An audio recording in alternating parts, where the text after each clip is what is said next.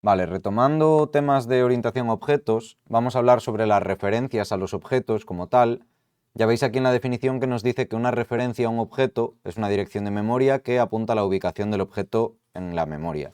En lenguajes de programación más antiguos o simplemente en otros lenguajes de programación, el tema de estas referencias, estas direcciones de memoria que apuntan a la ubicación de dónde está el objeto almacenado en memoria, se conocían como punteros, ¿vale? Aquí en Java, al igual que ocurre en general en lo que habéis visto de Python hasta ahora, los punteros para nosotros no son relevantes a la hora de cómo programar porque es el propio lenguaje el que se encarga de manejarlos. No tenemos en ningún momento que estar nosotros pendientes de en qué posición de la memoria está un objeto, ni un atributo, ni nada por el estilo, porque ya es Java el que se encarga por detrás de manejar todos estos punteros, al igual que la recolección de basura y, y unas cuantas cosas más que en lenguajes quizás un pelín más antiguos, pues sí que había que preocuparse de tratar todos estos temas. En Java no. En general ya veis que nos pone que en Java las variables de tipo objeto almacenan referencias a los objetos en lugar de los objetos en sí. Cuando se crea un objeto, se reserva un espacio en memoria para almacenar el objeto y la variable de tipo objeto almacena la dirección de memoria donde se encuentra el objeto. Esto, aunque parezca así muy complejo, a nosotros nos tiene que dar un poco más igual. Simplemente lo que nos tiene que importar, con los que nos tenemos que quedar, es que, por ejemplo, cuando yo aquí declaro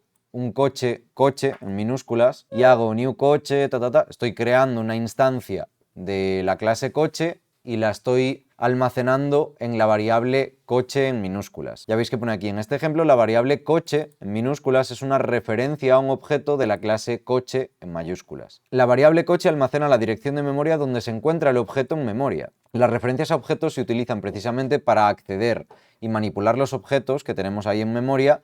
Cuando se pasa una referencia a un objeto como argumento a un método, se pasa a la dirección de memoria del objeto, lo que permite al método acceder y modificar el objeto de nuevo. Eso es lo que hablábamos también, pues por ejemplo, si hacemos la llamada a modificar precio y le pasamos un coche, o sea, yo estoy definiendo aquí que va a recibir un coche y un nuevo precio. Y dentro coche set va a llamar a su setter, a su set precio, pero este coche es el coche que yo le paso por parámetros, ese paso por referencia del que hablábamos anteriormente. Sin embargo, lo interesante de esto es eso, que yo en la variable coche lo que voy a tener es, pues eso, una referencia al objeto coche que he creado con new anteriormente. Todo esto empieza a coger un poco más de sentido cuando hablamos de dos peculiaridades que vamos a tener en Java, que son por un lado las referencias nulas y otra los alias de los objetos. En primer lugar, las referencias nulas ya hemos hablado antes de ellas, pero en general una referencia nula es una referencia que no apunta a ningún objeto en la memoria, es decir, es una referencia que existe como tal, existe la referencia, pero no apunta a ningún lado, simplemente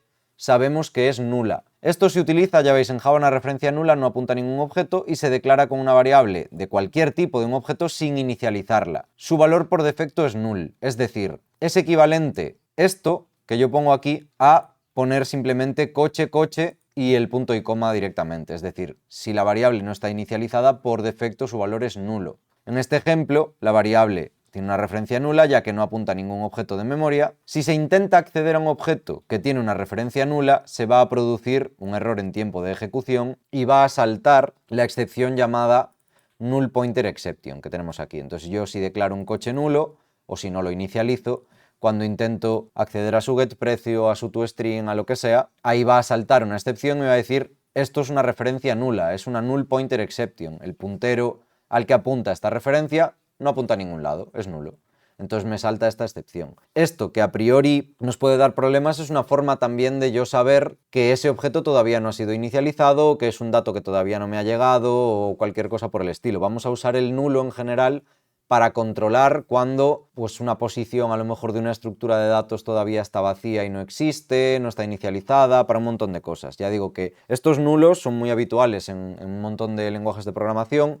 En Python también teníamos el null, aunque en Python además del null teníamos el known, ¿vale? Que funciona un pelín distinto. Más adelante, el año que viene, o así veréis como en Kotlin, además del null, que también existe, tiene una seguridad de nulos un poquito más avanzada que Java en general y también utiliza el tipo unit para algo parecido a lo que hacía Python con el known, ¿vale?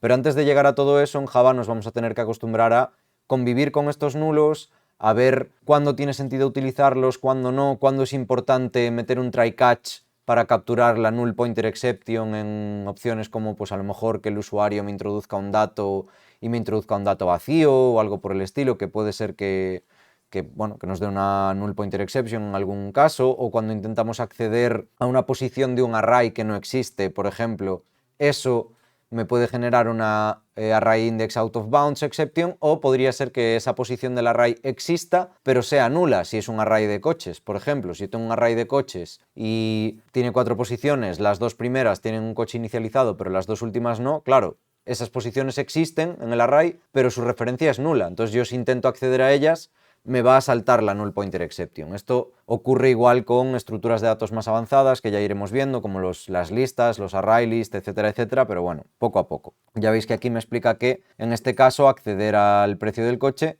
a través de una referencia nula, de un coche que es nulo, se produce una null pointer exception porque la referencia no apunta a ningún objeto. ¿Qué es esta null pointer exception? Bueno, pues ya nos explica aquí que se produce al intentar acceder a ese objeto con una referencia nula y que para evitarla es importante comprobar, claro, nosotros podemos hacer si el coche es distinto de null, porque en caso de que sea nula sería igual a null, ¿no? Pues si es distinto, accedo. Si no es distinto, pues a lo mejor puedo mostrar otro mensaje o simplemente no utilizarlo, etc.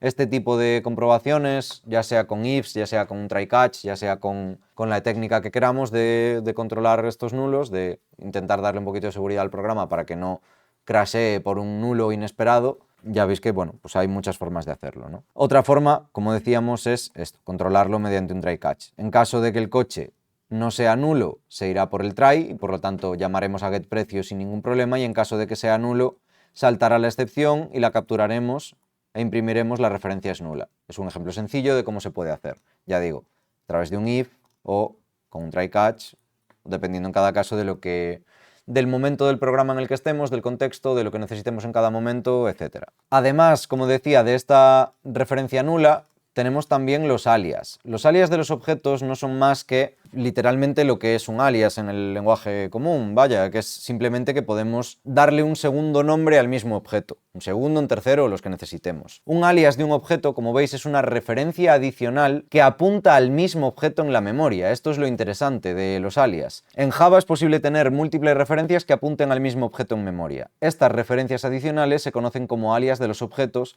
y permiten acceder y manipular el mismo objeto a través de distintas referencias, es decir, a través de diferentes nombres. En este ejemplito que tenéis aquí, coche 1 se está creando y se está instanciando con la palabra reservada new. Se está llamando al constructor. Y luego creamos coche 2 y le decimos que es igual a coche 1. Esto no genera un nuevo coche, es decir, coche 2 no es un coche nuevo.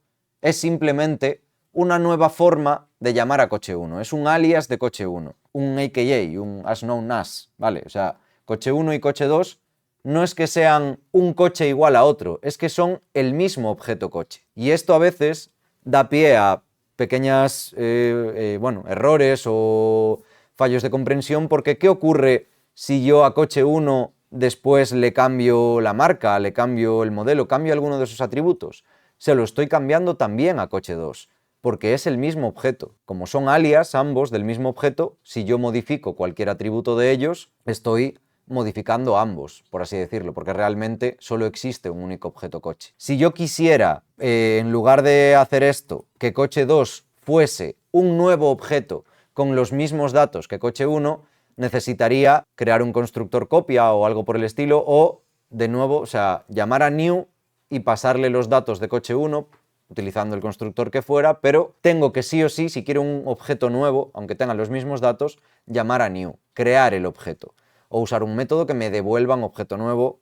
Puede ser un constructor o no, lo normal es utilizar un constructor. Ya veis entonces, como decía, que en este ejemplo lo que puede ocurrir es lo siguiente, que si yo hago coche 2 set precio y le paso 16.000, fijaos que aquí coche 1 estaba inicializado a 15.000, cuando yo hago system.out.println coche 1 get precio, esto me va a imprimir 16.000, porque aunque lo he modificado en coche 2, como decía, no deja de ser una distinta forma de llamar al mismo objeto coche es un alias, literalmente una nueva forma de llamar al mismo objeto. Como veis, pues es lo que explica aquí. En este caso, al modificar el precio del coche a través de la referencia coche 2, el cambio se refleja también en coche 1, ya que ambas referencias apuntan al mismo objeto de memoria. Los alias, por lo tanto, pueden ser útiles para compartir y manipular el mismo objeto desde diferentes partes del programa, pero es importante tener en cuenta, como decía, que los cambios realizados a través de un alias afectarán a todas las referencias que apunten al mismo objeto. Entonces, cuidado con ellas porque son muy útiles a veces, pero hay que tener en cuenta que estamos apuntando al mismo objeto y que por lo tanto los cambios van a afectar a todos.